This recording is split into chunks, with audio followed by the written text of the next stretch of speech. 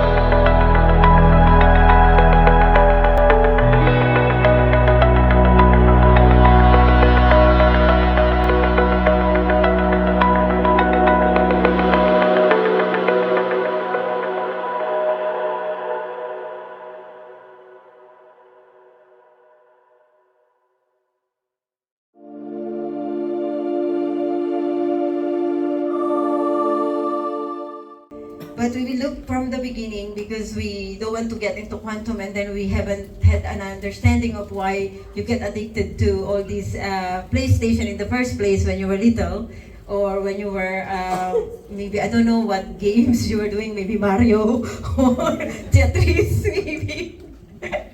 Okay, so let's look at at it from the standpoint of, I don't know, the young people now, maybe they're on Mobile Legend maybe, or what else you're doing? What games are you into? Roblox, that's very bad. Who's playing that? There's a big red flag there for that.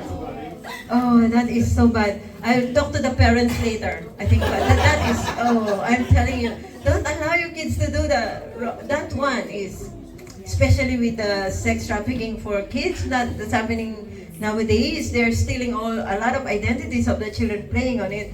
But okay, let's discuss from beginning so you understand why you get addicted to the gamings from the very early age. So, how did we end up here?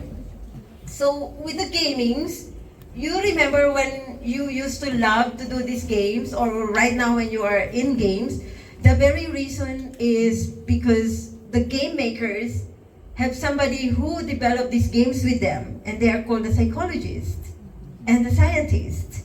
And first of all, what they have learned, what they have studied when doing these games, for you to be addicted to it is to enable the game, to allow the gamers to have this certain high whenever they win. And then your brain scientifically will release a substance called dopamine. It's a hormone, feel-good hormone, and it's also addictive.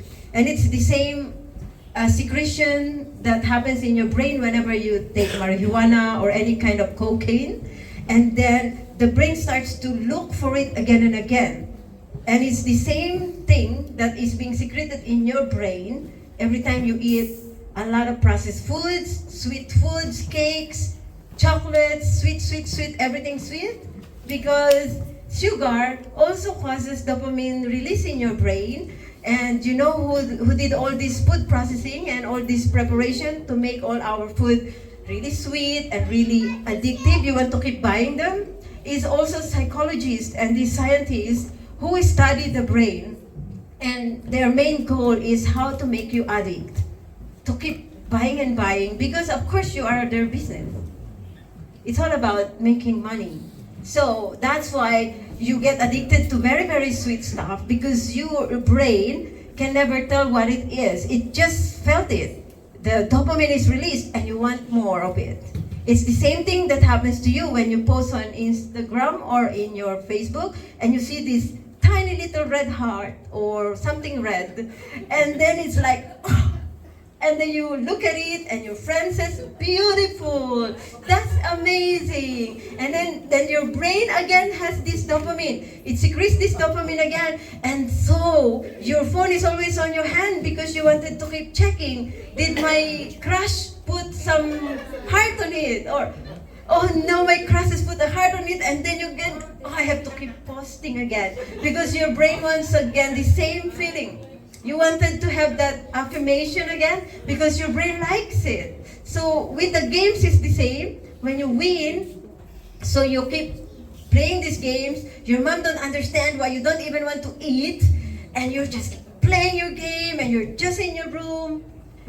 And it's because your brain becomes addicted to that feeling of winning and having that secretion of dopamine coming out.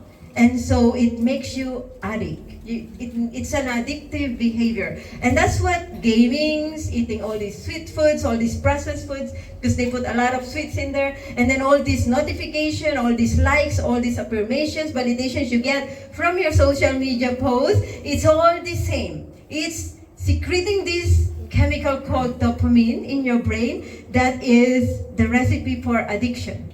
Your brain keeps wanting it. And parents, that's why your kids will rather live in the bedroom with their PlayStation, or now in a more advanced way with their mates playing Mobile Legend or something else that they play. It's because they are hooked. They are hooked. You see, what happened with you when you're always online is your brain is having this confusion of what's your reality is. You are having alternate reality. When you enter online, you are this most famous girl, princess or something that you made. You know, like when you were doing Minecraft and you can create something really nice there with your friends, and you make this big house with swimming pool, and then you get to talk to your friends in Minecraft. The games, when you enter, it's like alternate reality for you. So when you come off it, most young people, they don't like the reality that they have to wash the dishes, they have their mom's voice all the time on their head, and they don't like it because in their world, in the computer, when they connect again, they are like winners. They feel good, right? But then when they have to eat, and then the mommy will always like this to them, nagging to them, they don't like that world. So they go back in to their make-believe world. So this is what's happening in this online presence, in this online reality versus your own reality. So we have been conditioned in our gamings when we were young. Look at the impact of these games to the children is terrible because they had a very reduced attention span.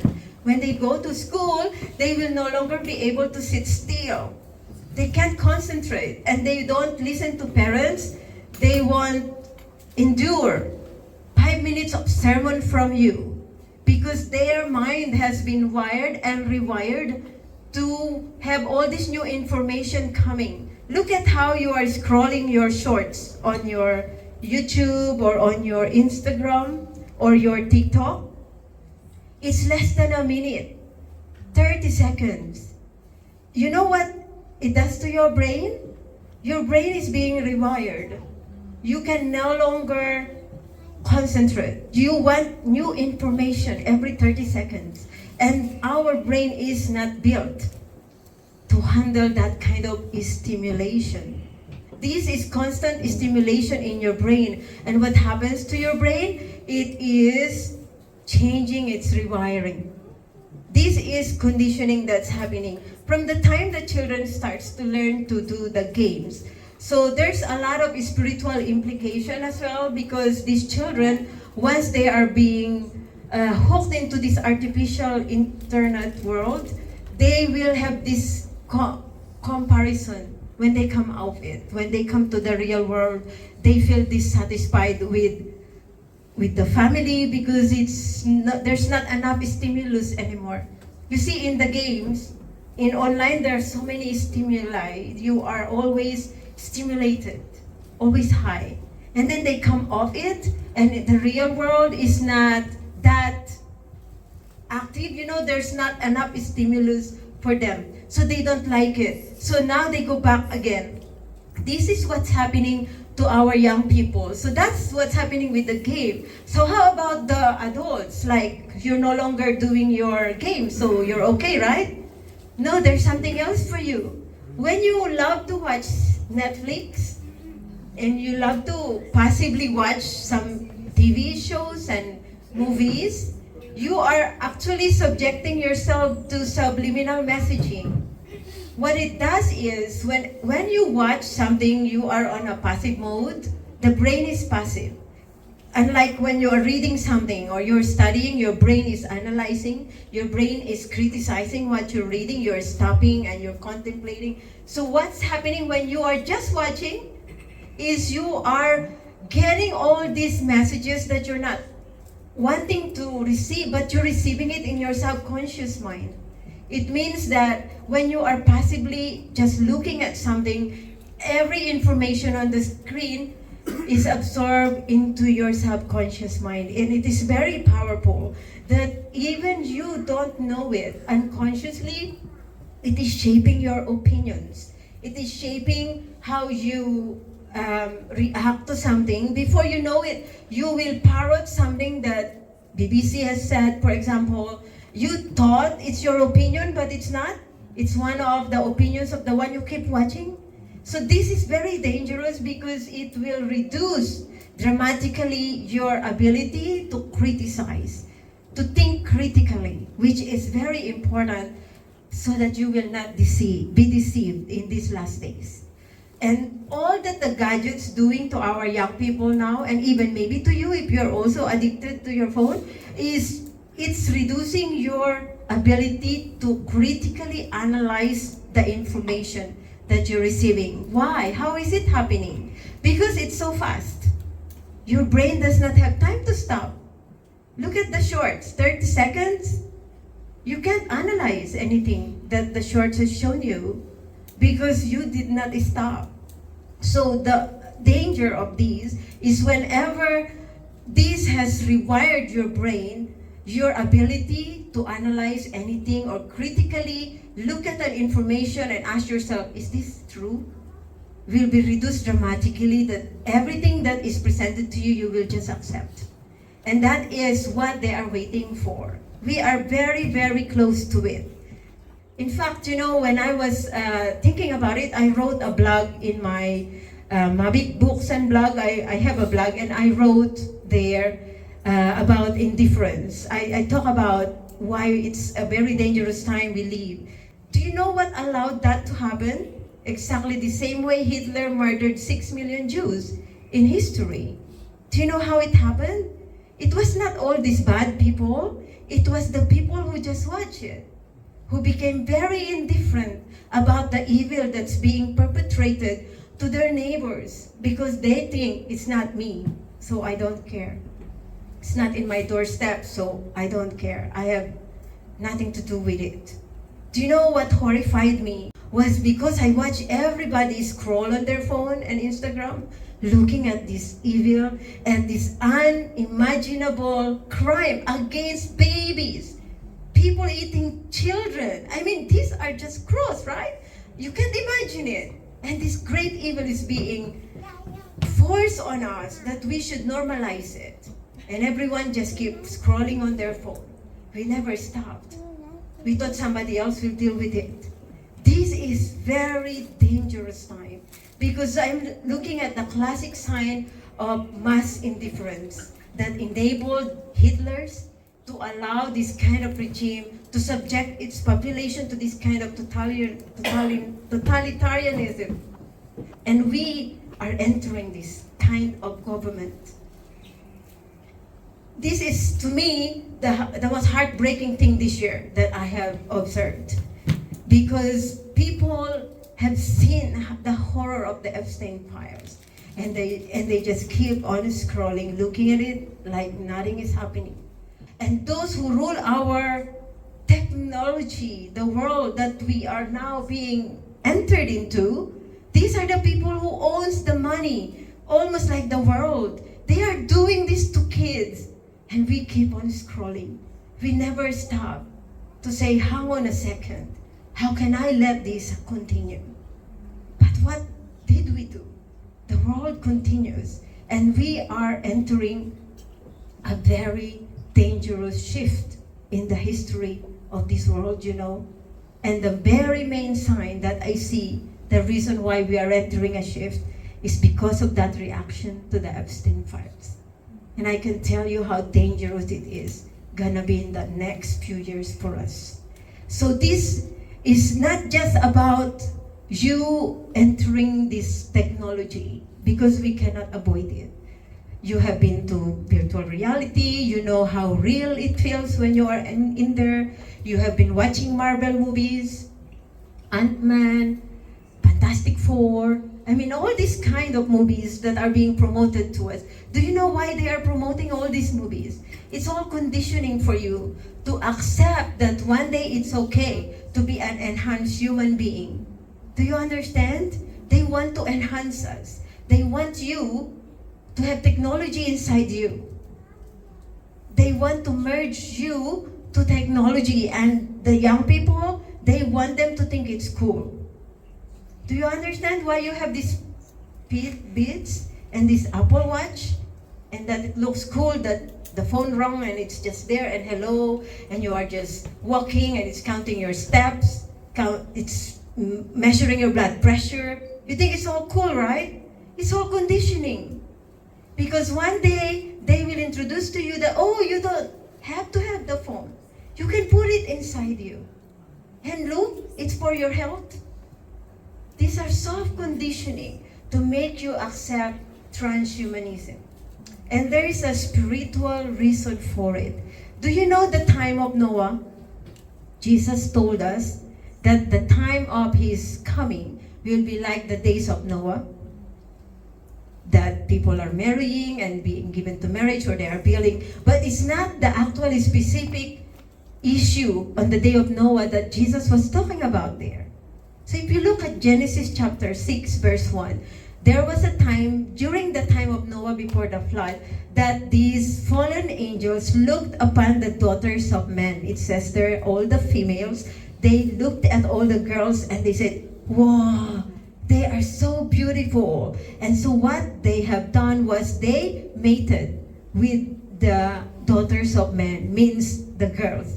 So these fallen angels, these demonic beings there, they mated with the girls on earth. And what happened was, there was a mixture of this DNA in human race. And at that time, we had no understanding why the Bible specifically talks about Genesis chapter 6 when these fallen angels mated with the girls, with the daughters of man. And what was the significance. But I want to connect it for you so you have an understanding why we are being conditioned to accept technology that will one day be implanted into our bodies. Because at the time of Noah, Satan wants to prevent the birth of Jesus. And he was thinking, when he was talked to by God, that the seed of the woman will crush his head, and then the seed of the woman will crush his heel, and then the seed of Satan, the seed of that snake, will then bruise his heel, right, in crucifixion. He was aware that there is something coming from the seed of a woman, which is like in the DNA level. So what Satan did in Genesis 6, he wanted to corrupt the DNA. He wanted to corrupt the seed, the DNA, so that the Son of God, Jesus, which will be the one that will save us from our sins, then will not come. Because he could not come if it's corrupted. And that's the whole reason for Noah's flood. Have you ever thought that why God has to kill everybody on earth, everything? Because in Genesis 6, the answer was given to us. The whole humanity was corrupted. And there was only one pure man. We are taught that he was the only one that remained righteous and pure. There is no one righteous, no, not one. Noah was committing sin. He was not talking about a sinless man there. The Bible is speaking about pure DNA. He was not corrupted by the fallen angels. It means that his DNA remained pure, and from that time, he was protected until the Messiah came in Matthew. So we are looking at the same situation now, because as in the days of Noah, so the time of the Son of Man is, we are looking at the corruption of our DNA. There's cloning, there's genetic modification happening, and now they want to merge our DNA with machines because they have discovered how to do it. We can now, the whole idea of all the enhancement in human, like you see Fantastic Four, they're all enhanced, right? Or Ninja Mutants, all these, or Star Trek, these are all enhanced. They are conditioning the minds of everybody to accept that to be enhanced, like to be Mr. America, you've got to have this kind of thing in you, they will introduce a certain chemical and then make you enhance human being. Or there's a lot in the movies now that has been introducing merging of machine with your body. The machine will be half you, and then the neural link will do that. And it's here. So if we look at our time now, we are looking at a very close, it's close. We are very close to it. And there is no way of denying it because of all that is happening in our technology. That's why we are just looking at digitalization, and we already almost like we can read that it can come at any time. It can happen at any time. I'm not talking about what will happen in the very end of our history, of our time, what the Bible speaks about. I'm talking about the rapture, because it's gonna have to happen before all this comes.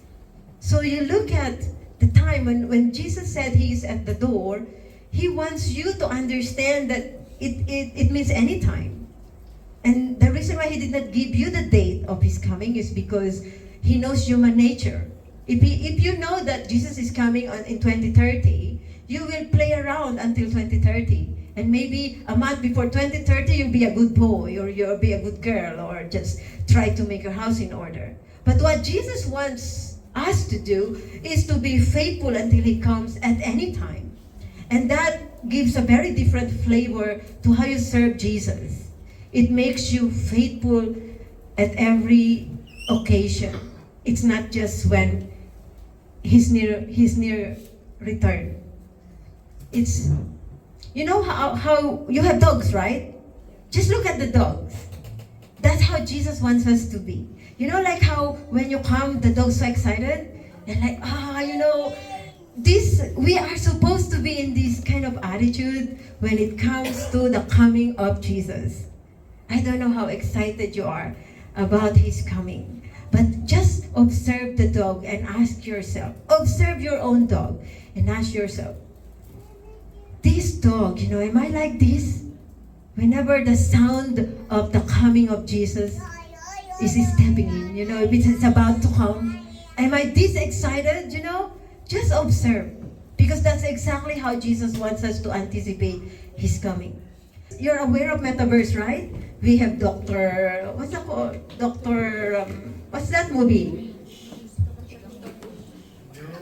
Something doctor? I can't remember. But they talk about metaverse there. Doctor who? Strange. Yeah, Doctor Strange and yeah, that's okay. I watch all this because I want to connect what they're trying to introduce to the people. Because before they introduce a technology to you, they put it in the movie. That's why you have to have discernment. So I only watch movies for that one purpose. I have a notebook, I write, I observe, and I know what's coming because of that. Because they always have to tell you what they will do. So what I'm saying is, for Metaverse, this is actually their main goal. And you're aware of Meta, right? Facebook, that is Meta. It came from that idea because they wanted to offer young people. This is just my opinion. I'm thinking we will be looking at young people entering this new world. I don't think the ones that, we are trying to. We are in between them. But the young people, they are luring you to accept that you can have reality online, an alternate reality. This is very dangerous for you because it will never be real to you. You see how it makes you depressed when you're all the time on your computer and you are enjoying all this internet existence and you come off it and it becomes very boring to you. The brain is confused. Metaverse, they are building exact likeness of everything on earth in a metaverse. It is another world that they're building online. And when the robots come and take away all our jobs, which is coming in the next few years, coding, programming, even a lot of doctors will lose their job because assessment will be done by all the robots. There will be a lot of jobs that will be gone. What will you do? They already planned it. They will hook us all. They want us to be hooked to their metaverse alternate reality. And that is a whole new ball game for everybody. And so what I'm trying to explain to you is you've got to be so discerning in our time. Everything that's happening now, that's being introduced to you and me, is part of the whole pieces that they are putting together. They are building the puzzle and the picture is almost complete. So when we are watching technology, new technology being introduced, you can trace it back to some film that you watched in the past. It's already been shown to you. But believe it or not, because we are all so indifferent, we let them do anything they want to do to us because of the conditioning that has happened. All you want to do is get past that queue in the airport and you willingly gave them your biometric details. So if you ask me whether we can still prevent it, the sad answer is we can't. We have gone past that stage that we can still prevent it. Only maybe when God intervenes because of His mercy, give us extension in His mercy, because He is not willing that any should perish.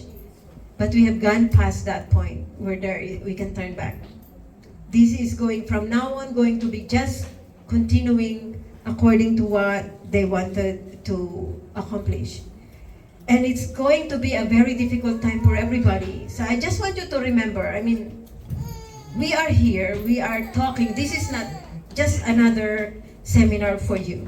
What we're talking about here will happen, and it's gonna impact your life, your kids' life, and it's not gonna be in 10 years. It's gonna be in the coming years. So we want to be ready. We want to be aware. Most of all, we want to be ready to shift our spiritual thinking to the time when Jesus will come and we have to face Him one day. This is the reality now.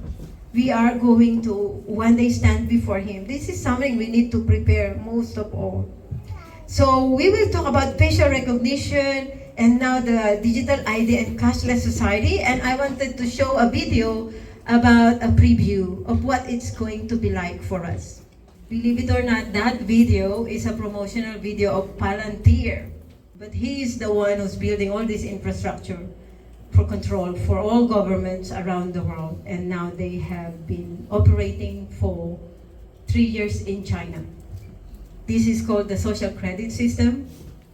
That video is not a make-believe video. It's happening in China.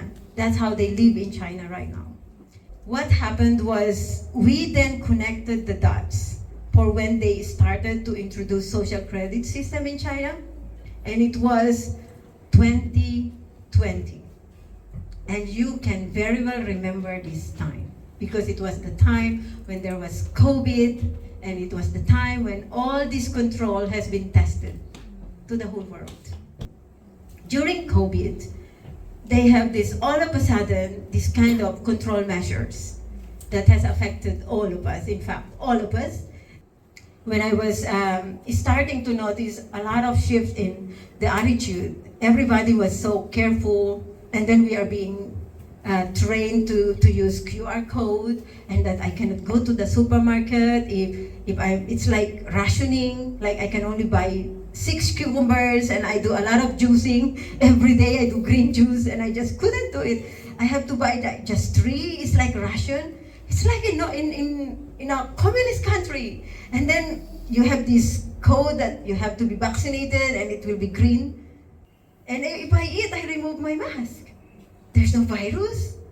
And then I have to put my mask back because is there any virus when I walk to the bathroom? I mean, these are all questions in my mind. I was queuing in the airport. We were all in mask and all close. And then we went inside the aircraft. We were all sitting together, but when we were queuing, we were all like a meter apart. I mean, where is the common sense here? What is going on here? I mean, at the time, a lot of people were in fear. And you know what happens when you are afraid? You don't think. You don't think. And so when I go back to everything I saw, I realized that they made people afraid first. Remember that picture in the television, just collapsing China on the street? And then after a few weeks, we saw all these photos of the Italian cashew, you know, like all the dead bodies in this cashew. And it's like everybody was so afraid in their homes. Everyone was paralyzed. You know what fear does? It paralyzes you. Your brain will no longer think. And so the lesson I learned after all this conditioning during COVID was, remember, God said He does not give you a spirit of fear. So next time when they try to do it again, you know better. To not just believe. Because you have the brain that's supposed to critically analyze what is being fed to you. If panic and fear starts to cripple you, to come to your mind and everyone else is afraid, you will not think. You won't think because you're afraid. You are paralyzed and your common sense will go. But these are all experimental. Next time, you will know better when there's not fear in your heart, Remember, when you start with fear, it's not from God. God never ever give you spirit of fear. Anything that comes out of fear will be coming from the enemy. So you will be thinking better. You will make decision better. You know, this is just a very light test or trial. What will happen is it will be even worse. It could be you choosing between your faith and survival. It will be you and this gun. And the question, will you deny Jesus? Life or deny? Life or your life? As opposed to you deny Jesus. Christianity to them is heavy. It's not coming to church like this and sing some songs. Christianity to them, when they decide to stand up to be a Christian, it means life to them. It means death. They can go to prison and the whole family go to prison. That's the cost of Christianity. It's not cheap. It's never cheap because Jesus' blood, you know, it cost the Son of God his life for you to be saved. So these are the progression of control that's happening. So why are we talking about digital ID? Digital ID has been introduced by Starmer for the one purpose of consolidating our data that will one day be our one sole identity. Let me explain to you, because I know you think you are already using digital ID in your phones. The difference with this national ID or digital ID that is being introduced to us is this. Nowadays, if you want to prove your identity, you just show either your passport or your driving license. And it's okay, you can show either and you have proven your identity, which it should be the case. But when the digital ID comes and you check it, they will put your passport, your driving license, your NHS records and all your health records, and then your bank account in one place. And it's called digital ID. What happened is, it's checkmate for you. Why? Because there will be no more alternative. You either have it or you don't. It's either green or it's red. Checkmate. This is the door for digital prison that Chinese people already has gone in. And you watch that video, they are leaving that prison. For now, we are just in prison halfway. How do we say we're in prison? Don't you enter any site in the website and they ask you to accept something? Before you go in, you need to accept? That's inverted prison. It's almost like being in prison. Because to go in, you have to be thick. You have to prove yourself before you go in. And right now, the most dangerous thing is you have to be in law. Whoever is taking law here, you are not guilty. You are innocent until proven guilty. This system, you are guilty until you prove yourself innocent.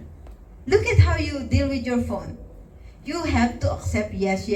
You have to prove that you are not a scammer. You have to prove that you are not laundering money. You are guilty. The bank looks at you, you are guilty. And then they call you. Prove to me you're not guilty. Did you send this money? How much did you send? Do you know this person? Your identity? Where did you get the funds from? You are guilty until you prove to them you're not. You see the difference? And the reason why this is very dangerous is we are all looked upon as guilty. So you have to always prove yourself that you are not guilty in order to be part of this economic system. And that's when the cashless society enters in. If you have the digital ID, and the government mandates that all the companies will now have to have the salary attached to the digital ID, you won't have any choice. You go to supermarket, if your digital ID is not green, you can go to supermarket. You can't buy anything, you see? And anything that they impose will be attached to the digital ID and they can control you because Anything that's not paper money is programmable. All your money that is online, they can program it. That's what cashless society is. CBDC means central bank digital currency. It's programmable money. They can switch it on, they can switch it off, depending on your behavior. And that's what's happening to China. You see, if the neighbor is behaving badly, you take a picture, you get some credit points for you. This is communism. And they want to introduce it to every single society in the world. But this is the Antichrist system. We are entering it. It's being prepared. It's so hard for us to come to grasp, to an understanding that we are in the very last of old days. Because part of us don't want to be in that situation. It's hard to think that this is the end, right? But you know the secret to actually have a different attitude to it? Like for me, it's very difficult. I see all these because I am drawn to studying end times. It's hard for me to see what's happening. The weight of it is very difficult to bear.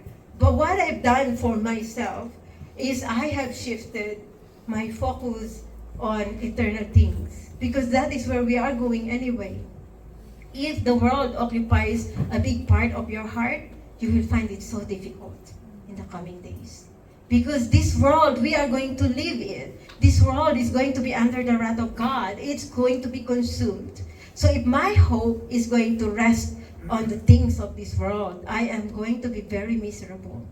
So this time that you are sitting here, you are trying to understand what's about to come, you have to make a decision for your own life. Your mom and dad will not always be there for you. You have to one day stand on your own ground and decide for yourself. What will you do if your parents are not around? How would you anchor yourself? Will you just drift away with the system, and in return you have sold your soul to the devil? And of course, Jesus said, what will it profit you if you gain the whole world and lose your own soul? This is all about personal conviction. You cannot always depend on your mom's faith to save you in the coming days. You've got to be sure of your personal faith, of whether you really know Jesus. This is very important for you as young people. And as a parent, I know your greatest fear will be what will happen to your kids. But please, this is the time to prepare them. Anchor them with the Word of God. There is no other anchoring we need except that you make the Bible, the Word of truth, a daily part of your life. This is what will ground you. So cashless society is coming whether you like it or not. This is going to be implemented sooner or later. But for us, all the directors of the company, from the back door, they are forcing everybody to say yes to this. So it's not on the news because they saw how millions of signatures have asked them to stop implementing it, but it didn't disappear. It's still being implemented behind the scene. What you have to understand with prophecy is you cannot prevent it. Number one, there is no way we can prevent it because it is written. What is written will happen. Number two, what you need to understand with prophecy is it's not meant to scare you, especially if you know the Bible. It's meant to put you on that footing of readiness. You see, it's like, you know, when you have like this, you are fighting with someone, or like you are soldiers, it's very important for the intel and all these CIA thing, you know, like you see on the movie, like you have to know the next step of the enemy so that you are one step ahead of them. If you know what's gonna come, then you are better positioned to fight what's coming. That's what prophecy is for us. The very reason why God has given you a glimpse of the future is so that you will know how to conduct your life so that you are ready to face what's coming. It shouldn't scare you. I mean, it should excite you. I am very excited. I mean, can you imagine being chosen to live in this generation? We could have lived in the 18th century, where I used to dream I should be on that century because I'm just such an old soul. Like, I love all the old everything. I love this. I feel like I'm a resurrection of John Wesley time. All my books are just so old. I wish that I had that fire, I long for that fire in the heart of those people. But now I realize God did not make mistake making us alive in this generation, in this time when it's the end. So exciting to watch what's happening because you are almost watching the Bible. What it says. You see how the Antichrist is being built? The system? These are the infrastructure of the beast system that's coming.